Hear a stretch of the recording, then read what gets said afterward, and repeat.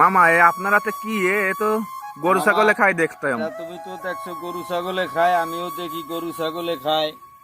আবার ওই মানুষের হাত পা কাটতে গেলে এটা ডলিয়া দিলে নাকি রক্ত জমাট হয়। হ্যাঁ হ্যাঁ হ্যাঁ। কোনোদিন শুনি নাই যেগুলা মানুষে খায়, কিন্তু আজকে ভাগ্নায় বললো যে এই শাকটা খাবো। আমি কই মামা ওটা তো খাওয়া যায় না, কয় আজকে খাবো। তা আমি চিন্তা করলাম আমিও মামু রয়েছি, আজকে খাবো। দুই মামু ভাগ্না একটু যাই হালকা একটু মাছ কি আছে, মাছ আছে ঘরে? হ্যাঁ আছে আছে, মাছ মাছ আছে। থাকলে ওই দিয়ে চচ্চড়ি হয়, মানে আমাদের এইখানে বলে চচ্চড়ি। আরে এটার নাম কি? এটার নাম কি? এটার নাম হচ্ছে কি জয়মণি লতা। ও জয়মণি লতা। আচ্ছা ঠিক আছে, তাহলে এটা মাছ দিয়ে আজকে চচ্চড়ি করে আপনি খাবেন? হ্যাঁ আমি খাবো।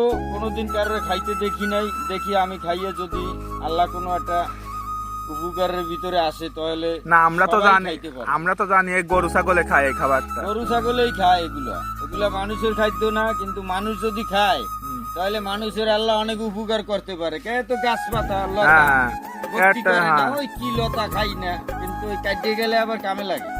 ও আচ্ছা, তাহলে খান, খায় জানায়েন আবার জনগণরে যে কেমন লাগে। আমি অনেক পাতাই খাবো। আমি যখন শুরু করছি দেখি কোন লতা পাতা খাওয়া যায়। খাইতো যখন খাইতে পারে তাহলে মানুষও খাইতে পারবে। গরুর মাংস তো খাই আমরা, সব খাইয়ে মাংস বানাই। আচ্ছা তাহলে দেখি এই খাবারটা আপনি খান, নেক্সট আমাকে জানায়েন কি হয়। ঠিক আছে, তারপর আচ্ছা ঠিক আছে।